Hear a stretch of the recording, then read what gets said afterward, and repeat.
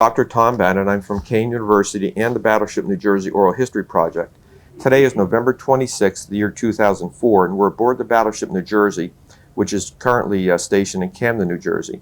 And today I'm interviewing captains, and primarily as commanding Battleship New Jersey during 1969. Captain Peniston, thank you very much for talking with us today. My pleasure, sir. Tell us, first of all, how did you get involved initially with the Battleship New Jersey and going back to your early years? Well, I almost started with it. I was a plebe at the Naval Academy, July 1943. One Friday evening, it was announced that all plebes not on watch would go out in the bay the next day and go aboard a new man of war. And I don't think they told us her name, but we went out on a Saturday afternoon, and it's something I'll never forget. As the motor launch approached the ship, my God, this ship exuded awe. And it didn't diminish once we got aboard and were let go into authorized spaces or peer into authorized spaces. And I remember particularly peering in the wardroom, and I saw the officers taking their ease with their guests. And I thought, my goodness, this is the best of life. And I never forgot the tour. It was July 1943. Much to my pleasure, I was assigned to the ship on graduation in June of 1946 and reported aboard in Bremerton in August of 1946. And I remained on board until December of 1947. Of course, there was a lot of stuff in between there, so I'm willing to bare my soul on it if you like. Can you recount any important points about your experience aboard the ship? Well, we first got aboard there. I think there were 12 ensigns from the Naval Academy class, my class. And soon after, we were shipped to the Gunnery Officers Ordnance School in Washington, D.C., Bremerton to Washington. And I was there for 4 months, and the thing I remember more about than anything else, I proposed to my fiancée, and we were married on the 21st of December 1946. And I brought her back to Bremerton in January as a new bride. But she was used to military life. Her dad was a Marine colonel, and as was her grandfather, a Marine colonel who highly decorated officers in both counts. When I got back, a huge job lay ahead. The ship was in overhaul status. It's January of 47. I do remember we had the onerous burden. I was a junior officer turret 2. We had this onerous burden of having to inspect all of the 2nd Division voids. My God, it was terrible. It had 6 men and a bosun's mate. First class named Thomas E. Terry. And I said one time, Boats, how are we going to do this? Who's going to do this? He said, well, I guess old Thomas E. and the 6 guys under him. And we'll try to keep out of your way. And for the historical record, tell the listeners what a void is aboard the battleship. Void is a empty space which adds to the buoyancy, and it also helps in damage control. If, God forbid, if it ever has to. I don't know how many we had, and some of them I know had not been entered since the ship had been put in service. Find all strange things, but one thing you do find any place aboard a ship like this, Kilroy was here. So Kilroy had been in a few of those voids. What were the condition of the voyage when you actually went into them? Not bad, not bad. We didn't have to do a lot of cleaning. If we had it, it'd been almost impossible. But as overhaul went on, the ship started getting more and more men. And overhaul was completed, I think, 31st of March. And the next day we headed for the ammunition depot in Bangor, Washington. And here's an incident I shall never forget as long as I'm alive. We were loading 16-inch shells. Turret 2 on port side, there's an access hatch. And you grab one of the shells with tongs, and you guide it down 6 decks. I don't know how big this hole was, probably 3-4 feet maybe. But you put 2,700 pounds on the end of a cable, and it's pretty hard to do. Well, anyway, the assistant gunnery officer came by, and he said, "We got to move these faster." Absolutely wrong thing to do. You don't hurry when you're handling ammunition.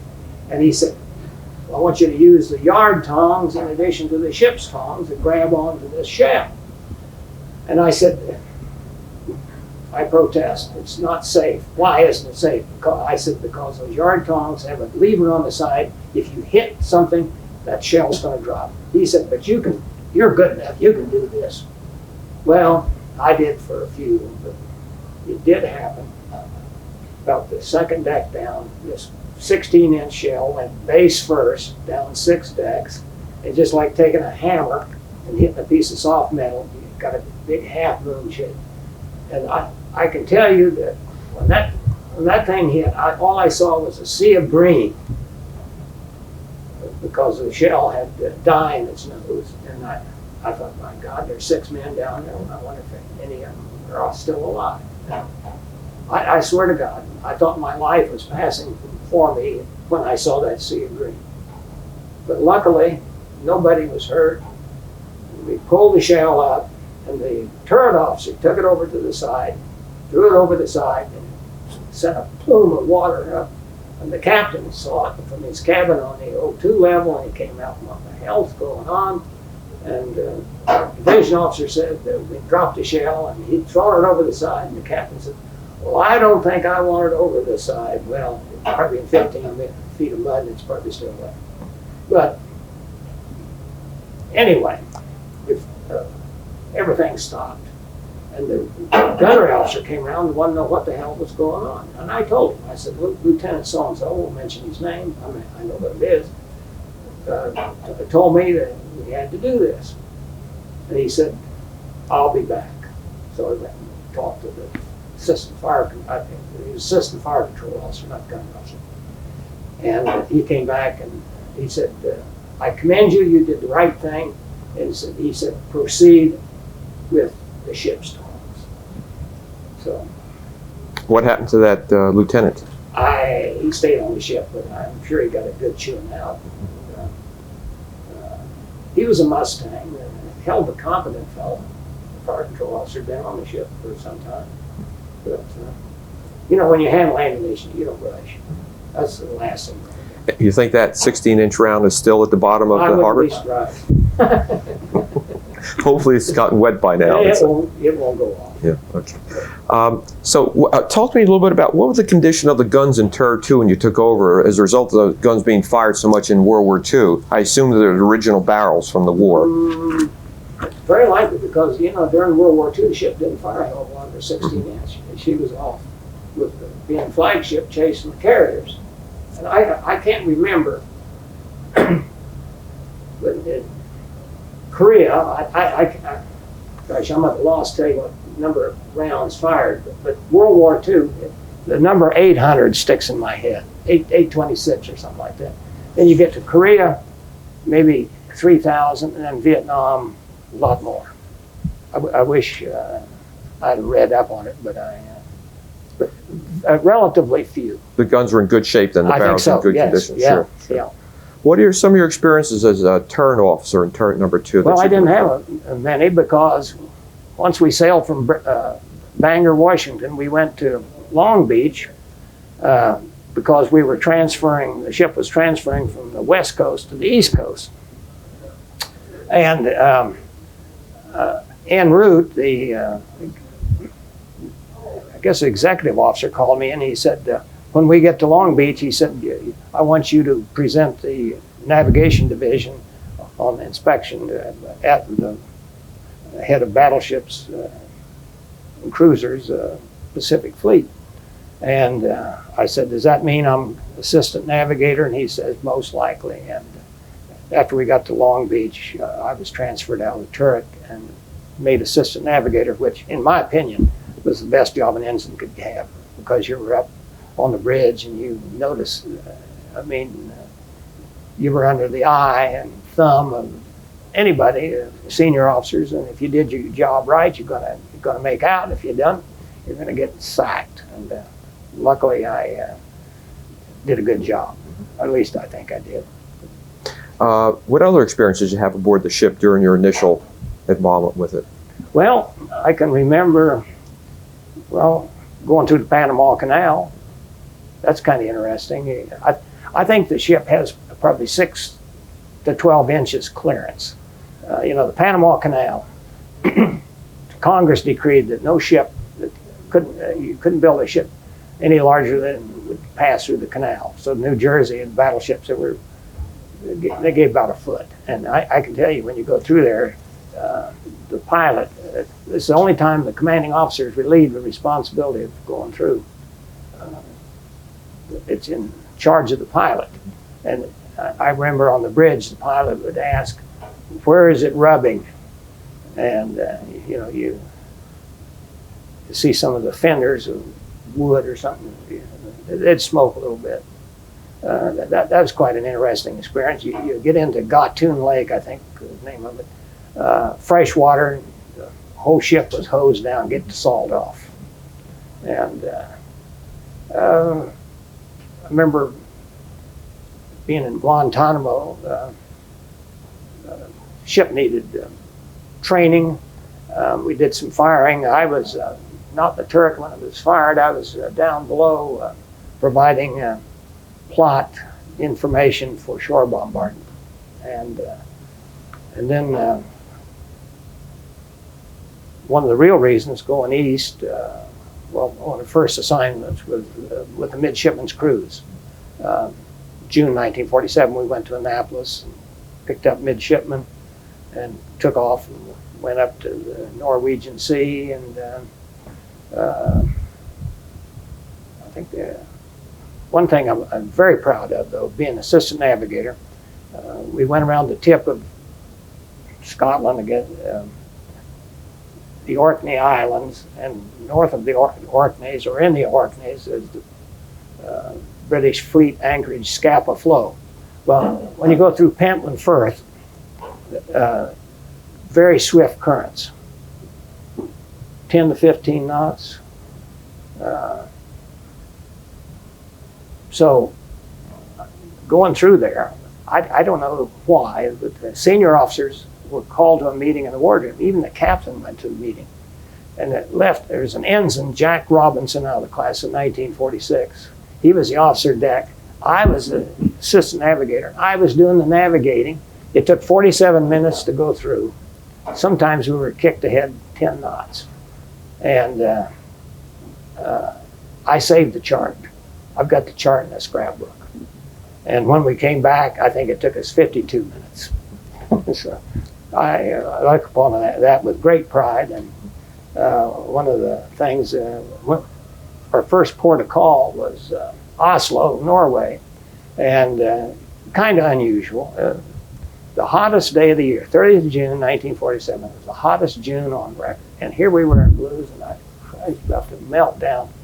And I don't know if it was that day or the next day, but it was kind of a departure from procedure. Ordinarily, you have VIPs come aboard, very important persons. You would have enlisted men as side boys, but this time they got 8 ensigns to be side boys for the King Haakon VII of Norway. And luckily I was one of the ensigns, and got introduced to the king, who was a very regal looking fellow. I kind of thought his uniform was kind of worn, but hell, he'd been through the war, and it's easily understood. And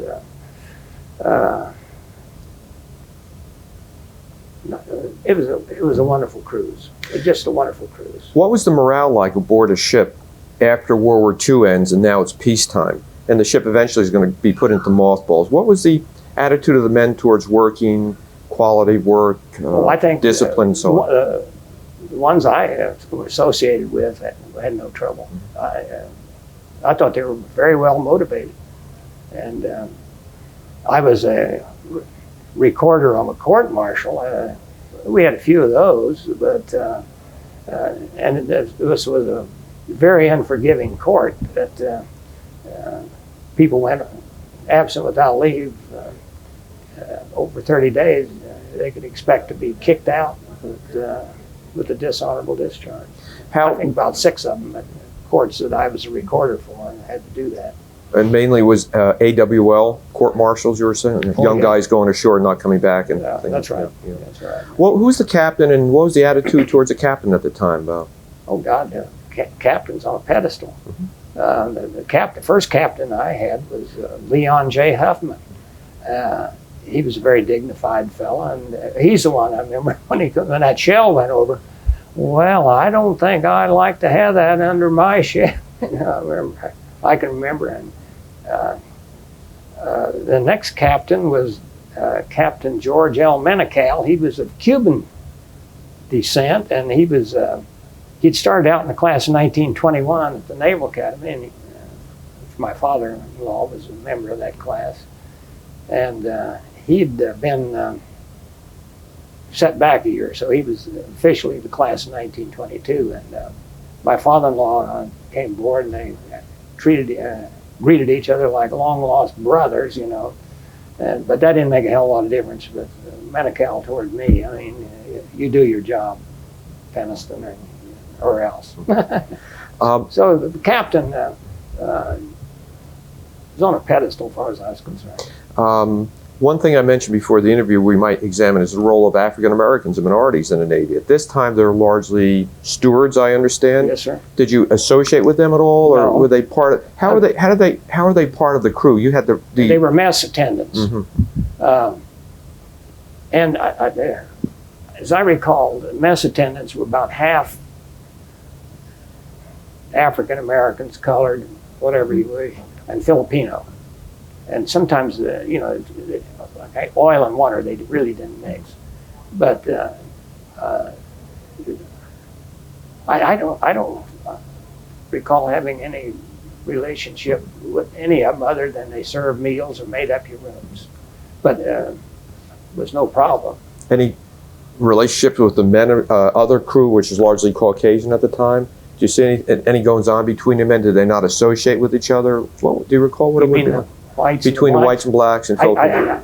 I don't think so. Okay. The reason I'm interested is we move on the conversation. Harry Truman, 1948, executive order to integrate the military, and just tracking that through the Battleship New Jersey. Well, it was pretty segregated, I would say, but I don't remember much. I don't remember any problems. Okay. Let's move on to Harry Truman. A very interesting thing you mentioned before the interview. Talk to me about your relationship with Harry Truman, how you were on the presidential yacht. Well, like I said, I think being an assistant navigator of the Jersey from, I guess it would be April of 47 till December of 47. I did most of the celestial navigation and the plotting on entering port and anchoring. And I do remember one time we were off Dominican Republic to the north, and I remember taking star sights, even though we were within sight of land and could take a fix from the lights on the land. So I insisted that we take star sights that night to plot against the visual aids, and I came out within a quarter of a mile, and I was satisfied that I was a pretty good navigator. So I left the ship in December 47, went to Great Lakes, the Recruit Training Command, for 1 year. There were 2 ensigns off the Jersey. The ship was going out of service, so they took 2 of us, put us out in Great Lakes, because they wanted officers closer to the age of the recruits, whereas most of them out there at that time were old Mustangs and grizzled veterans. And, they thought maybe get younger bucks in and more closely identify with the recruits. So I was out there for a year. Then I served on 2 destroyers, the Putnam And the cone, now this is from January 49 until April of 51. And then I remember being, I was operations officer of the cone. We were down in Guantanamo. We were doing shore bombardment over at Calibre Island near Puerto Rico. And during the lull in the firing, the chief radioman came up to the CIC where I was, and he says, "Boy," he said, I got your orders." And I said, "Where?"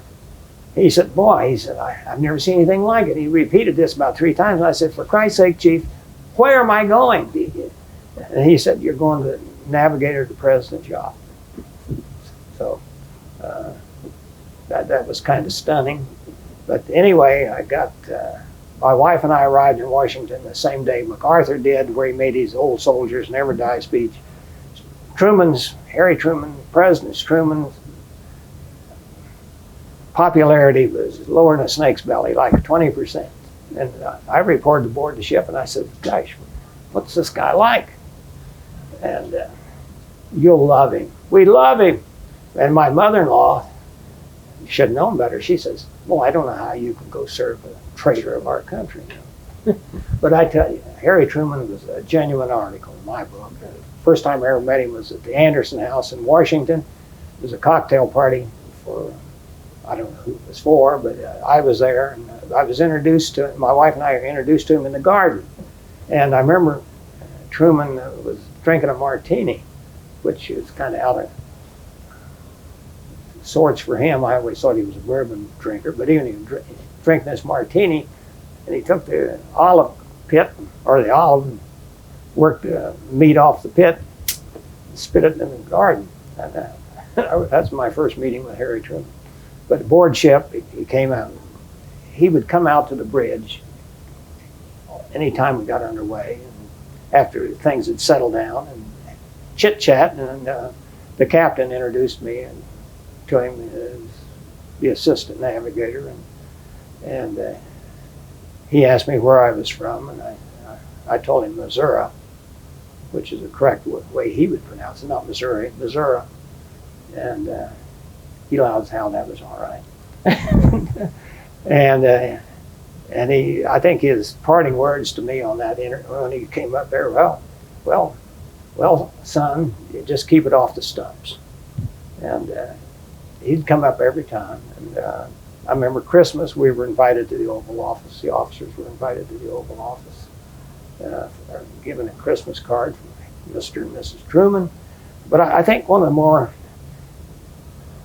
important things that ever happened to me on the Williamsburg, this was the 5th of January, 1952. We were moored at the Naval Gun Factory of Washington, which is the Washington Navy Yard now. British delegation came aboard. Winston Churchill, Anthony Eden, Lord Imay was Chief of Defense Staff, Lord Churchill, Chancellor of the Exchequer, Anthony Eden, Foreign Minister, and the British Ambassador to the United States. On the opposing side, Harry Truman, Dean Acheson, Secretary of State, John Snyder, Secretary of Treasurer, Robert Lovett, Secretary of Defense, Averell Harriman. Averell Harriman, everywhere Harry Truman went, Averell Harriman would be nearby. Good fellow. Omar Bradley, Chairman of the Joint Chiefs of Staff, and the American Ambassador to Great Britain, Mr. William Gifford. They came aboard about 6 o'clock in the evening, and after they had dinner, they opened the wardroom up, or the dining room, not wardroom. And Williamsburg officers were taken in and introduced to these people. And then out we go. And about midnight, since I was navigator, I was a ceremonial officer deck. So if they had the VIPs aboard, I was the officer deck. So about midnight, the captain says, Prime Minister is getting ready to leave shortly. And he said, when he comes through that door down there, he said, I want you to chop down there, and you escort him down the gangway. tide was in. They had a hell of a lot of tide at Washington Navy Yard, but it gangway was a little steeper than it was when the Prime Minister came aboard. So out he comes with this huge scar. You could see the glow in the dark. And I chopped up, saluted, and I said, "Prime Minister, may I escort you down the gangway?" And he looked up at me, and you know, that bulldog voice, "Young man, why do you think I need escorting?" I said, "Prime Minister, the captain ordered me to escort you down the gangway." And he said, "Then, young man, you better do it." There was my 15 seconds of fame. Winston Churchill. Did he say anything else to you? No, sir. Yeah. What was it like being in the presence of all the high-level officials? I got to the place where it didn't bother me. Didn't bother you? So, had great respect for them, but didn't bother me. One thing you mentioned that Harry Truman gave an expression. Was it "keep off the stump"? Or Keep the ship off the stumps. that means Don't go aground. don't. You know, the Potomac River is quite wide, but it has a very narrow channel, and you can see tree stumps. Truman had seen those out there. Did you see any changes in Truman as he's getting ready to leave the presidency? Did his personal morale go down, up? Did it bother him very much? No. He always. I remember several times he came to the bridge, captain say, "How'd you sleep, Mr. President?" "Like a log." He said, "I put that stuff behind me." He said, "I don't let things like that worry me." Did he like using the boat a lot? Mm-hmm. He didn't like, Camp David nowadays, but it was Shangri-La in his day. And I was assistant, I was the camp officer for Shangri-La, and along with being assistant navigator of the ship. Seldom did Truman go up there because he didn't. I don't know if we had helicopters. I guess we had helicopters, but I don't think we were at the place where we were going to transport presidents. It was a 70-mile ride, and hell, he probably didn't like to. What did the camp look like at that point? It's kind of rustic, and I'm told it's still kind of rustic. I can tell you, you weren't in the lap of poverty. As a matter of fact, the captain told me, he said, "I want you on unannounced, when their ship schedule permits, I want you to go up to Camp David, Shangri-La, and I want you to take your wife, and I want you to sleep in the president's bed, and I want you to order anything you want and see if the stewards can do it." So. And what rank were you at this time? Lieutenant JG and lieutenant. Not bad for a lieutenant to do that. No. And there was something I wanted to. Well, it's slipped my mind. Maybe it'll come back. But Any memories of Harry Truman's wife? Not much. Nor his daughter. Every now and then they would come aboard Williamsburg, but usually when he was aboard Williamsburg, he had some poker playing cronies. Symington had been a senator from Missouri, and Secretary of the Air Force. Clark Clifford. Clark Clifford was always late. Snyder, Secretary of Treasury, some of these old pals. And you could always tell who won the poker, because that guy had to pay the bill for the food and liquor. Was Harry Truman a good or bad loser at poker? He about half and half, I think. Was he a good player? I think so. Yeah. I think so. As soon as he got aboard, he didn't care whether the ship got underway or not. But they were usually at it. But once the ship got clear and everything settled down, he'd always come to the bridge. I'll never forget that. And after he left office, I called on him several times in his library in Independence. And first time I did it was July of '57, and the library had been dedicated but wasn't open to the public. And I asked, what was his name? Leslie Biffle, Secretary of the Senate, who was a good friend of Truman's, before I left Washington, if I could call on him. And he said, by all means. He said, He said, I'll set it up for you, and when you get out there, just call. And so I got out there, and one Monday morning I called. And I thought I'd get the secretary, and who do I get? Himself. He said, well, we've been expecting the old stump jumper. That's what he said, we've been expecting the old stump jumper. And he said, come on down. And he said, but go around the side door, don't come in the front door because it isn't open. And so I went down, and he took me through about a 1 hour's tour of that library and pointed out everything. And I never forget, toward the end, he made it absolutely clear that he thought history was going to treat him well. And then, I guess it was 4 years later, in '61, I took my wife and brother and sister-in-law, and he gave us about 15 minutes and took us around and said the same thing. So, Interesting point. Just if I can jump in. Yes, sir. When I teach history, I just taught a section on the early part of the Cold War, and one book that rates presidents based on input from over 700 historians, he's rated in the top 10, between 7, 8, and 9 out of the 40-plus presidents we've had. When he left office, everybody thought he was an ultimate failure, but he's been judged differently by historians because he was in tough times, had to make some hard decisions, from dropping the atomic bomb to the Cold War, confronting Russia, the Korean War, and so on like that. So I think Truman's correct, that the opinion of Truman has gone up among historians. And he may improve on those numbers. Yeah, yeah. But I do remember one time when we were having troubles with the Iranians, Mossadegh, I remember the communication officer bringing the message to the bridge where Truman was, and it was obvious that he was terribly upset with Mr. Mossadegh. And he grabbed the message and shoved off left. Furious. I don't know any more than that about it. Should we move on from Harry Truman? If we can move up to 1969, I think at that point you're now in charge of officer selection in Washington, D.C. for the Battleship New Jersey. Is that correct, sir? Well, yes, I'd been in on it. I was head of the surface officer assignments. And I read in Paul Stillwell's book that you worked very hard to get a select crew of officers aboard the Battleship New Jersey. Could you talk a little bit about that, Well, there were please? several of us. Since I was the head of the surface side, I had the various assignment desks, like the commanders, lieutenants and below, and warrant officers.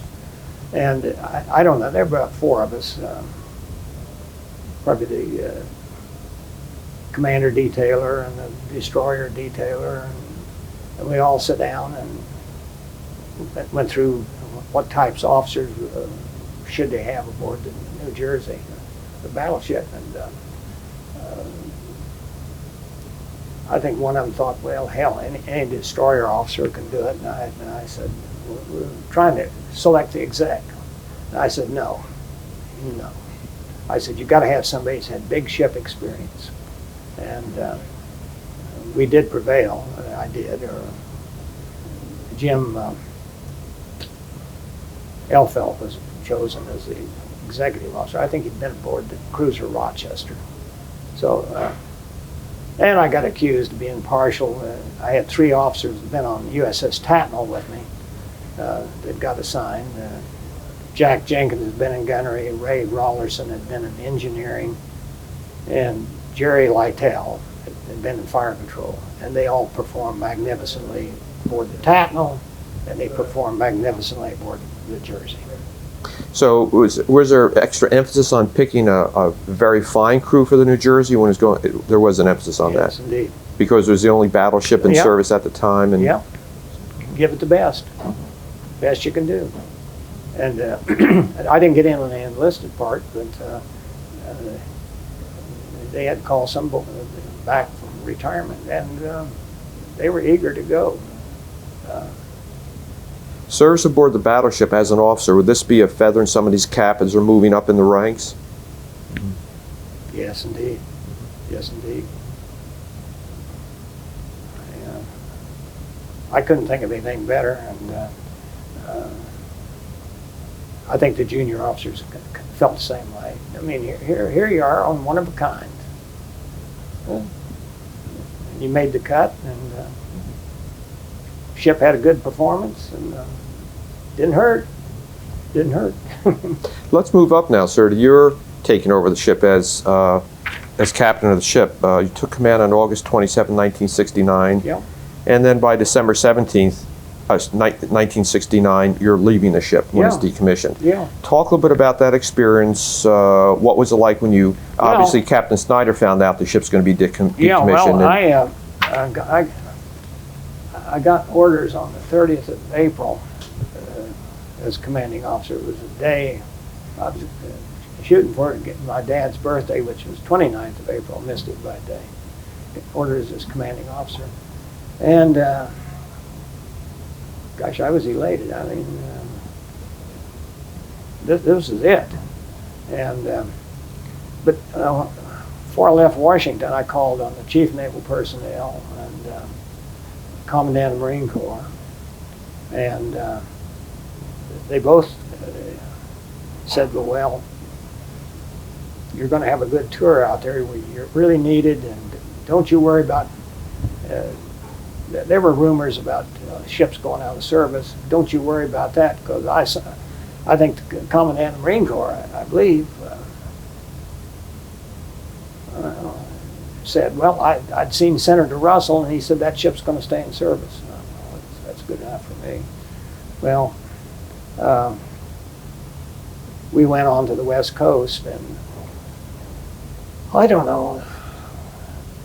The rumors were still flying, but I reported aboard the 20th of August. I tell you, my joy knew no end.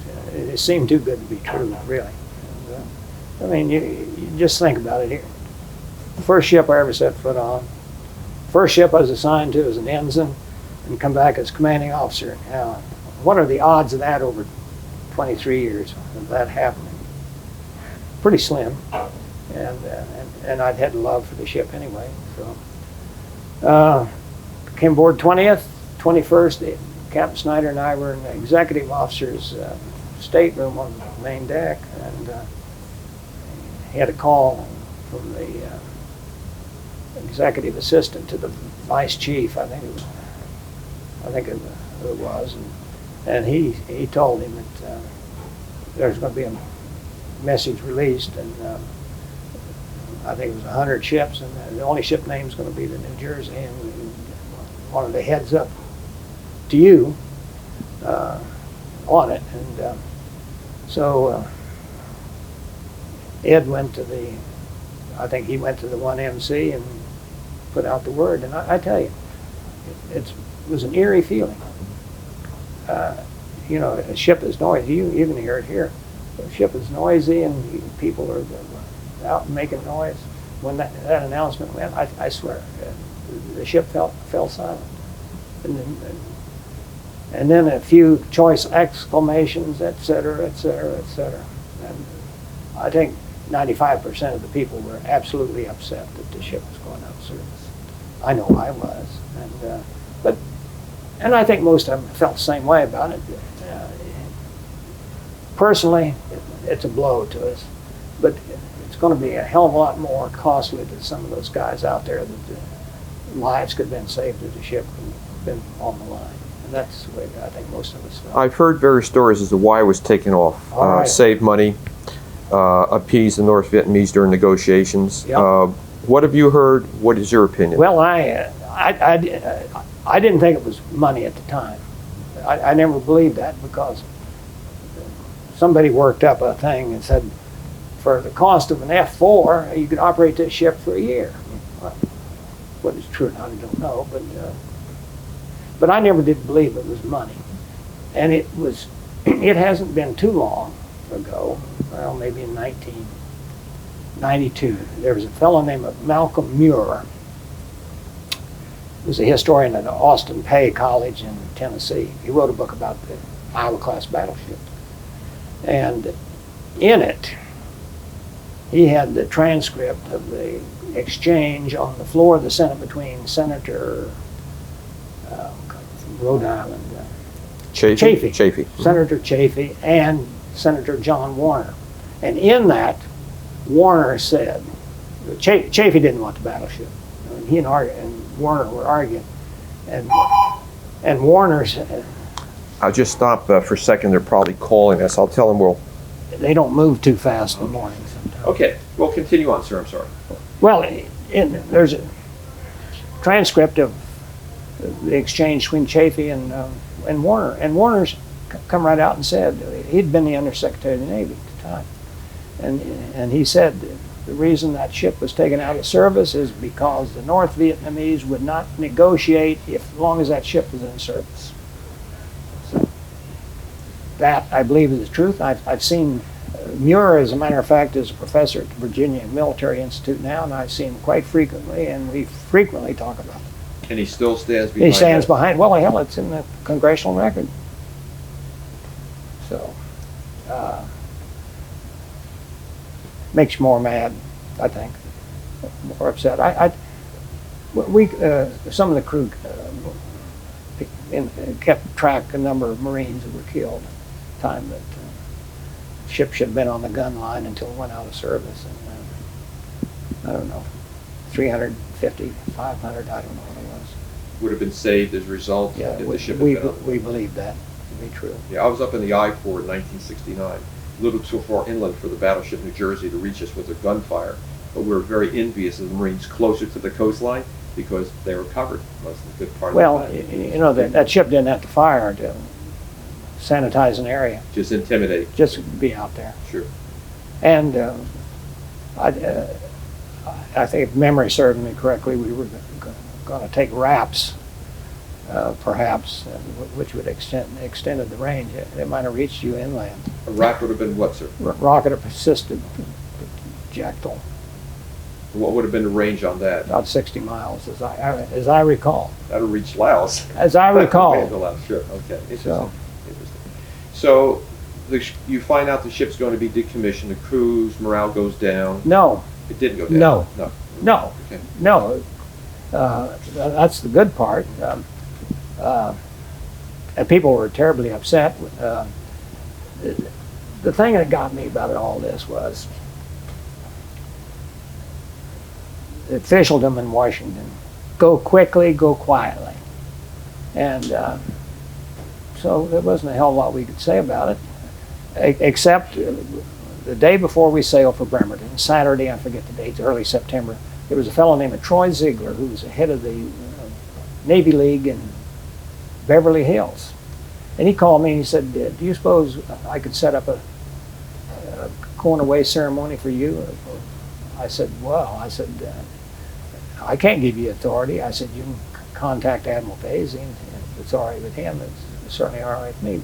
Well, he did set up a thing, and Senator George Murphy, senator from California, came down, spoke, and I don't know, there were probably a dozen of us sitting on the podium, and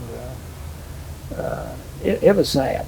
It was sad, and there's pictures taken by Neil Leifer in the, I don't know, you ever seen Leifer's Yes, book? Leifer's Okay, book, well, yes. I'm dabbing my eyes. I mean, it was everybody felt rotten. But once we got to Bremerton, these guys turned to like the pros they were, and instead of, it took us 100 days when we were allocated 120. And no, I don't ever recall having more than one or two captain's mass. So morale didn't go down? No, I don't think so. These guys work like beavers. Not a peep. And the living conditions weren't the best. Had to transfer from the ship. I think we vacated the ship 12th of October 69, and they went over into living barges. And no, I don't. They didn't let up a whip. I was very proud of them.